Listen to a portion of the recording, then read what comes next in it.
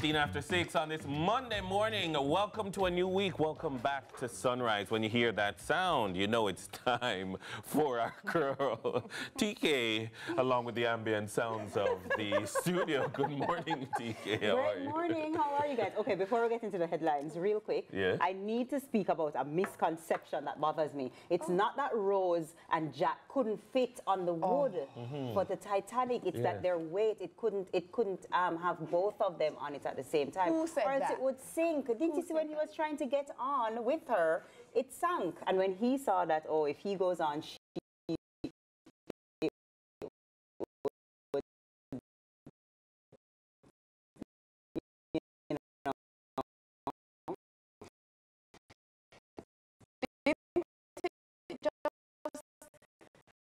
lean sideways because all the weight was on one side. it was sinking. They could have balanced it, though. They could have balanced it on either side. Not Sasha clapping and Sasha Right, like, Sasha? It's a counterbalance. Right? There we go. That's what it is. So you guys need to stop this. Listen, he committed, you know, I like... think Rose is that wicked. Jack, Rose, TK and Sasha never do physics. They could have fit. I think we understand how water works and how things floating work. But we understand buoyancy. Correct. So you think you can just get onto anything in water and it will just float with you no matter what the weight is? It depends on how the distribution is and what the material is that you're trying to float And the on. I'm with you, density of the Sasha. material. Sasha knows what's up. Let's go. And I'm sure some of us out there in Jamaica, you know what's up. We're changing the headline. Rose was not wicked. It just couldn't have worked. Let's go. Welcome to the headlines. What's up in the news? Trelawny Municipal Corporation refutes blame for man's death. So Coral Brissett, a 72-year-old man, recently fell into a ditch outside his home in Jacksontown, Trelawny. He was paralyzed following the fall and passed away at hospital soon after being admitted. Now, fingers have been pointed at the local corporation for allegedly failing to cover the drain that he was crossing, but the corporation is seeking to clear their name. The corporation CEO, Winston Palmer, says the earth drain was never intended for accessing homes in that area, and it was never the original road, but rather a shortcut. He says it was a makeshift bridge that was removed, and the now deceased was warned of its danger.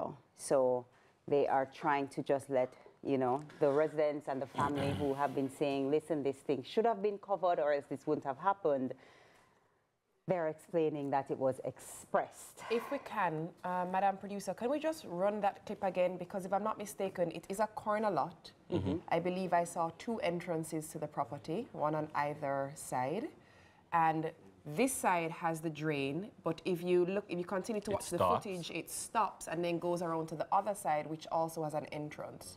So I'm going to guess, based on what I'm seeing here, that there are 2 access points to the property, and perhaps one was more convenient than the other, and the makeshift bridge was put at the more convenient one, but it appears as though there was another option to access the property from what we can see in this footage. But this is an argument that they have been having, because when I initially saw the story, I thought it was something new in terms of newly dug. Right. But then when I saw the footage the other day, I was saying, well, there's nothing new about that. Yeah, grass is growing up in the dugout. But, you know, it's just so unfortunate. And I would like to see it properly litigated, because some people are going to argue that, you know, you've dug this thing, and you're denying me free access to my home as I would like to have it. Somebody else is saying, you know, there may be a conversation about the greater public good and the need for the drain system and what it would be preventing.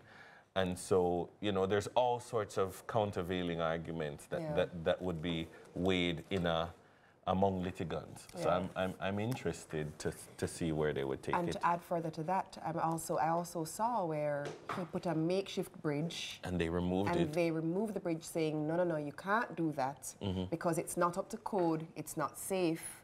You can't put a makeshift bridge there. Use the access point that is the agreed access point. And they removed the bridge because of it not being safe enough. His makeshift bridge, not a built bridge by the municipality. So it's a quite unfortunate scenario. Yeah, absolutely. Very unfortunate. And a tragic loss. So like you said, we'll see how it works moving forward, Yeah. right? Next up, Kingston's Mayor Andrew Swaby clarifies Cleaner City Committee. So Kingston's Mayor Andrew Swaby, in setting the record straight as to the role and function of his recently announced Cleaner City Committee, says all members will function as volunteers. He says several stakeholders will also be included in the initiative geared at returning the city to its pristine and clean state. The committee will be chaired by Mayor Swaby. Its deputy chairman will be former NSWMA Executive Director Joan Gordon-Webley. And he stressed that this committee will not clash with other committees of the council. The matter raised Tuesday at a corporation meeting seemingly left some people confused as to the role, if any, of his deputy mayor.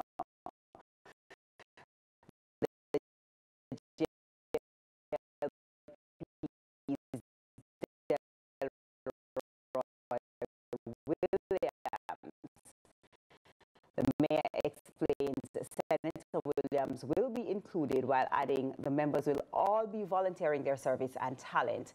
However, the mayor maintains the city for some time now has earned a blistering reputation of more often than not being filthy. He insists he'll do right by the people, many of whom he says have complained about the large amounts of garbage. Interesting. You know, where this whole thing is concerned about the cleanliness or lack thereof of our urban centers, I think that we're really beating around the bush. Yes, there needs to be proper collection of garbage. There needs to be receptacles where they ought to be, and those receptacles need to be cleared at an appropriate rate. But what I don't like is the way politicians find it uncomfortable to tell people to take personal responsibility. It's almost as if I tell people to take personal responsibility and not be nasty, I'm going to lose votes. So it has to be government is going to put together something to come and fix you. And I'm saying we need to look people in the eye and say, look here, Stop it. Stop it. Yes. You know, we're going to put these things in these spaces. We're going to have regular cycling of garbage trucks to clean up. But because there's a whole theory, if you put the trash receptacles where they're supposed to be and have regular clearing of these receptacles, people will put the garbage where it's supposed to be. But we've often seen trash around the receptacles in many areas. And none in it. Correct. And none in it. Correct. And I'm saying, when you look at some of the things, people, because they're, I mean, what he's doing, and I applaud him for being a shrewd politician, he knows one of the issues going into the election was about the cleanliness of the city. Correct. So he's trying to deliver in his first 100 days a win. Right. Fine. Because you, as a public servant, are obliged to do that and to give people a sense of, yes, this is what I voted for. But also, people need to know, I mean, and that's a little bit unfortunate because that's, I mean, the bureau that we're using right now is post-carnival footage. So that was an isolated, you know, yeah. But people, generally speaking, need to not be nasty. But also, let me add to that, Dennis. I'm glad you mentioned that the B-roll is post-carnival, because let me tell you what does not happen in carnival. People don't get served buckets of chicken. Look at that right there. Yeah. We're looking under the bus stop in the footage on the screen. Yeah. You do not get served buckets of chicken in the road march. So this is not actually people who are participating in the road march. These are people who are more than likely observing the road march. So back to what you are saying, they have a personal responsibility as well for their garbage. If you're carrying food items somewhere, why would you not dispose of your bucket? Why would you leave your bucket on the side of the road? That can't be the revelers. They're not walking with family bucket. But there's certain patterns that when you observe them from a macro perspective, like when I look at the footage, I see culture. Yes. I see norms and values or lack thereof, you know? So I am seeing, okay, that garbage looks like this kind of a pattern, and that garbage over there looks like that kind of a pattern. And of course, the people who are paid to clean up afterwards are going to go there and like, what is this? So, me never get paid for this, you know? And then they might decide, oh, me not do this, me I leave it because this is not what we're getting paid to do.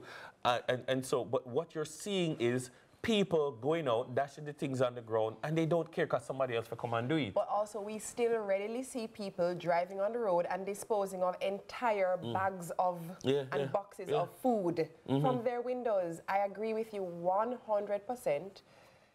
There must be a responsibility of the municipality, yes, but personal responsibility comes first. Yeah. We have to, as the citizens, have pride in our environment and set a good example for our children as well. Exactly. When you go to other countries, they don't do it. They don't do it. And that is not... Yes, there's a role of the public authority to sanitize. You know, public sanitation is important. But there's also the role of the people to...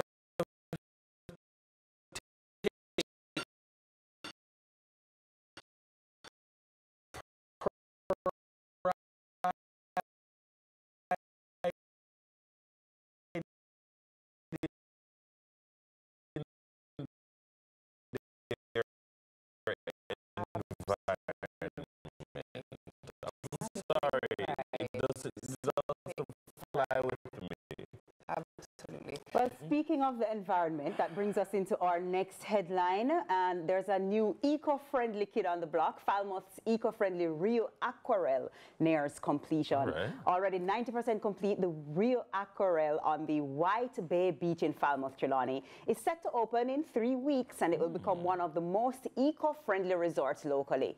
Water is life, and it's also the foundation upon which many hotels build their attractions. And in a bid to preserve and ensure this commodity is ever-flowing, owners of the newly constructed Rio Palace Aquarelle are constructing a climate-resilient and eco-friendly space.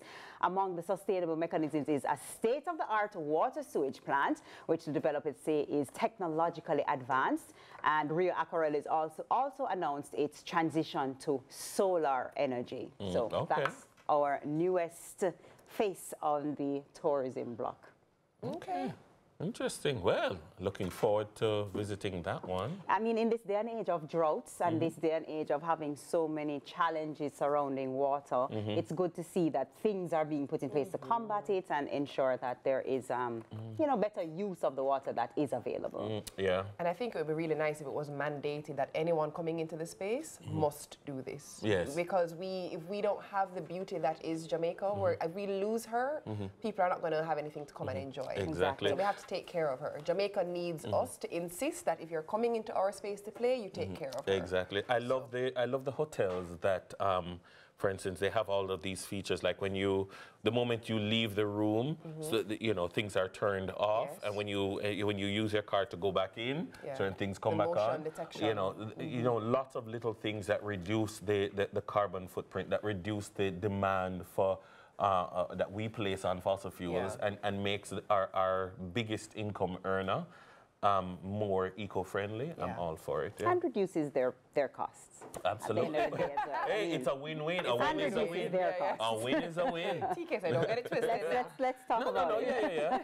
No, but the investment to do that comes at cost. Absolutely. So, I mean, it's a return on investment, and everybody should be looking in that direction. Yeah, but that's what I have for you, and I'll see you again at 7 for the news. See you at 7 today. Also, remember to tune in to Lead Story with George Davis this evening at 6:30. TK and Dennis, what do you know about press planting? Tostados. Oh, look at Tostados. Yeah, I'm a big fan. We'll take a step further. Well, what do you know about press planting with Aki? Okay. Pumpkin takari. Okay. And jerk chicken. Okay. And goat cheese. Okay. And escovitch fish. Okay. Sound like something you ever tried before? Yeah, sound like something I want. Listen, right after the break, breakfast is served. You don't want to miss this. Remember the news on